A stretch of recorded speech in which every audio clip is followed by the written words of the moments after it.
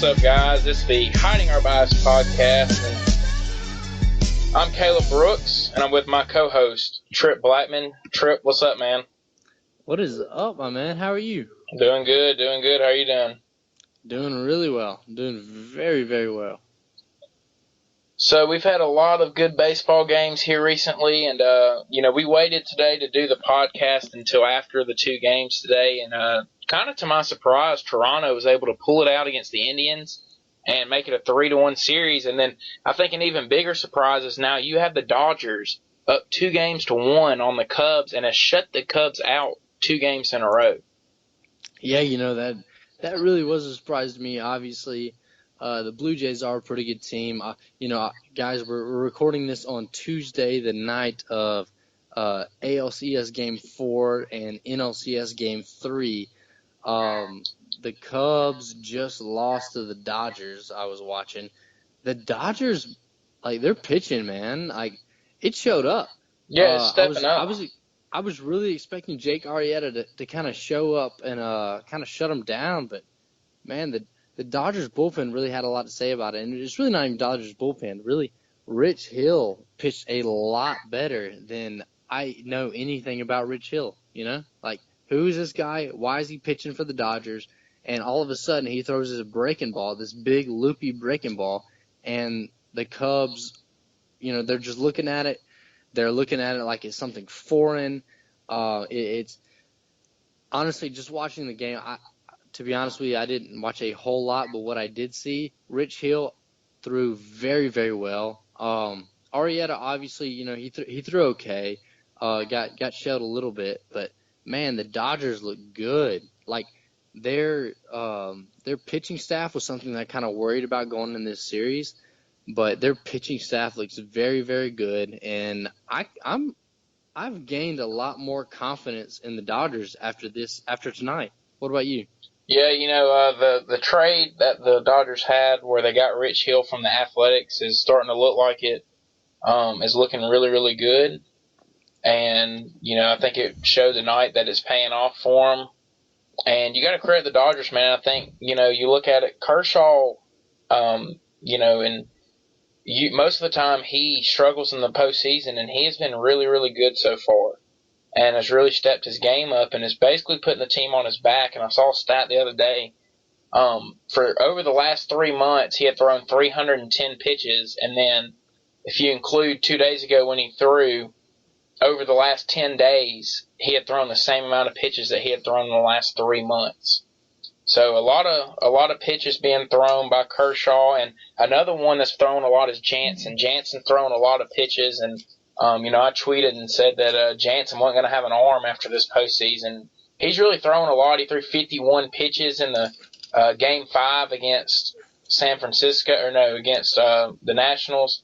And, they're having to use those guys a lot. And I think, if the Indians do end up making the World Series, that's going to really help the Indians with those guys having so much use on their arms here in the last recent days. But the Dodgers looking good right now. The Cubs, just seem lost on offense. They're not able to get much going, not able to string together any hits, and you got to credit the Dodgers pitching with that. And they're looking really good, and they have the advantage right now. They got the next 2 games at home, and they have the opportunity to finish up this series at home. And if they're able to do that, man, you got to kind of feel for the Cubs 2 straight years heading into the NLCS and not being able to get it done.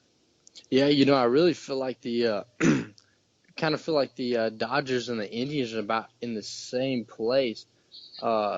They've pretty much shut down the opposing team offensively. The Blue Jays really came in pretty hot. I mean, obviously they won tonight pretty handedly, but before tonight, it was literally like the Cleveland pitching staff really just shut the Blue Jays down. It was like, where's the Blue Jays offense? Same with the Cubs. Where was the Cubs offense? Obviously the Cubs won a game. I have won 1 out of 3. But the Dodgers look really good. The Dodgers pitching staff looks like it's shutting down the Cubs pretty well. The Cubs their batting average. I saw a stat tonight. I can't remember exactly what it was, but it was like 4 for, 50, 54 or something like that. since the first game or something. Anyway, the Cubs have not been hitting well the past couple games. The Cubs have been getting cold. The Blue Jays got cold until tonight. The Blue Jays kind of got heated up a little bit. Kind of looking to see if the the Blue Jays, kind of see if the Blue Jays will continue to heat up while they're in Toronto before they have to go back to Cleveland.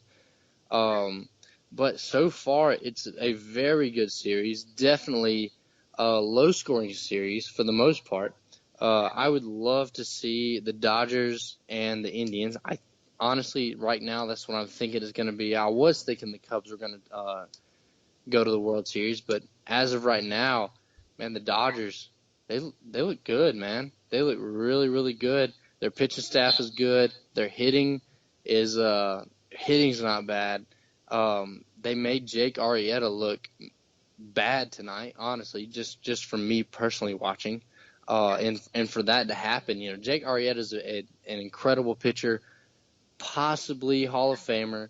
But in the postseason tonight, they made him look bad. And that is one thing that the Dodgers did that I was not expecting at all this postseason. What did you think about Arrieta's performance tonight? He threw all right. He wasn't electric. He didn't have the same zip on the ball, and the ball wasn't moving as much. He wasn't able to locate it as well, and what you saw is the Dodgers were able to take advantage of it, and they ended up scoring 3 off of him, and then in the late innings were able to add some more, and really ran away with it. So the Dodgers are playing well, but it's a long series. We've seen it before where a team has gotten up and then not able to finish it, and when you're playing a team like the Cubs, you have to really continue to keep your foot on the gas and continue doing what you've been doing. So it's going to be interesting to see if the Dodgers can keep this up. But like I said, they do have the advantage playing at home the next 2 games. And basically the home field advantage is to the Dodgers now. So that series is going to be really interesting. And now it's going to be really interesting to see if today kind of sparks the Blue Jays coming back a little bit. And, hopefully – just as a fan, I want to see it happen because I want to continue to watching these series. And, it just seems like it's been so easy for the Indians. And, it was their first playoff loss of this year today. And it's going to be really interesting to just see how they bounce back from that. So what exactly are you thinking? What are you expecting from the rest of the playoffs? Are you expecting Cleveland and Dodgers? Or are you expecting Cleveland, Chicago? What are your thoughts from here on out? Well, I think Cleveland wins it tomorrow. As of right now. Yeah, I think Cleveland wins tomorrow. I think Cleveland finishes off the series tomorrow, and I think the Cubs do come back and end up winning that series. And I think you still got Chicago versus Cleveland in the World Series. You really think the Cubs will come back and win? Yeah, I do. I think that they have too much talent. I think that they're going to end up figuring things out offensively, and I think that the Cubs do end up coming back and winning. I got the Cubs and Cleveland playing in the World Series.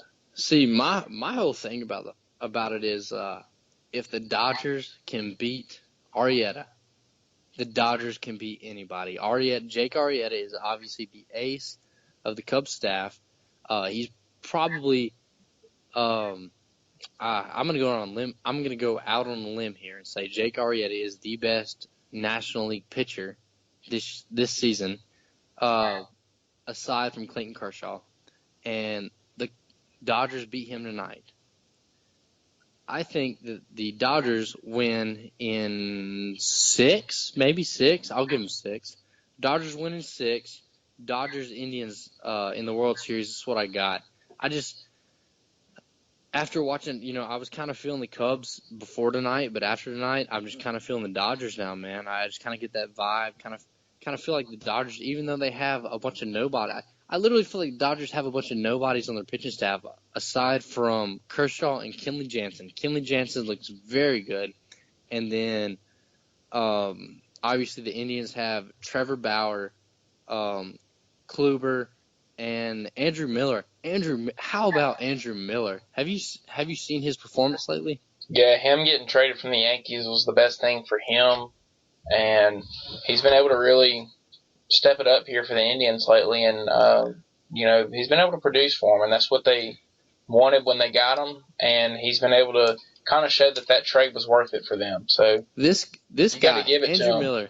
Andrew Miller has been pitching incredibly, an incredible reliever for the Indians. Could not be any better for them. Trevor Bauer obviously injured his hand fixing his drone. Probably one of the craziest incidents that I've heard since Carlos Zambrano hurt his wrist playing Guitar Hero probably about 12 years ago. Trevor Bauer, he obviously tried to pitch, but they were like, nah, man, you got to shut it down. You're bleeding too much, which obviously, that's how it goes. But Kluber's not bad. Obviously, tonight he took the loss, but, he's actually a pretty good pitcher. I think Andrew Miller's pretty good. I think if they can get Bauer back, man, I think the Indians might win it all. I really do. I think the Indians might win it all. Yeah, I think they have a good shot at it. I got the Indians winning it all, actually, and when I made my picks, I did a thing and made some picks, and I said that the winner of the Boston and Cleveland series was going to win it all. So, I had Boston winning that series, but Cleveland ended up sweeping Boston, and they're hot. They had a little bump on the road today, but I think that they bounced back, and I think Cleveland's the best team in it right now. I think that they're the hottest team in it right now. When you get to playoff baseball, that's all that matters. Yeah, I think they definitely are, especially with Terry Francona, their manager. Francona knows what he's doing. Cleveland's got some magic in them this year. Obviously with the NBA playoffs and the with the World Series and all this going on, man, they got a little magic going on. It kind of seems like every single year it always just takes that one team with a bunch of nobodies to win a World Series. At least to me, that's what it feels like. Is a team with a bunch of nobodies. Well, it's going to be really interesting to see what ends up happening. I'm looking forward to it.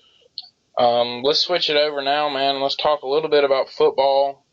This past weekend I thought it was a pretty good weekend. You had some pretty good games. Alabama and Tennessee went the way that we wanted it to go. And then you had Ohio State and Wisconsin was a great game. It was better than I expected it to be. And also Arkansas beating Ole Miss, I think, was pretty much the upset of the week, in my opinion. I didn't see that happening, especially the way that Alabama kind of beat up Arkansas the week before. But you got to credit Arkansas. They were able to bounce back and beat a really good Ole Miss team, because Ole Miss was a team that you kind of had to, you had to worry about them in the SEC. And Arkansas beating them has now made a little bit more room for Alabama and Texas A&M at the top. And that's going to be a big game this weekend between them two, and we'll get to that in a little bit. But what did you think about this past weekend? This past weekend has been pretty good. A little bit of surprise for me. North Carolina beat Miami. I was honestly kind of shocked at this, especially since North Carolina scored 3 points, the week before. Yeah. It really kind of shocked me. I did not expect that from them. Obviously, I did not expect Alabama to beat Tennessee by 39. Did not expect that at all. West Virginia. Yeah, I was about to say that. Man, I had not been keeping up with West Virginia very much, but from what I saw, West Virginia looks pretty good. I mean, obviously, Texas Tech has zero defense. Well, but anytime you can go into Texas Tech and hold them to 17, you're doing something right. So exactly, that was big for them.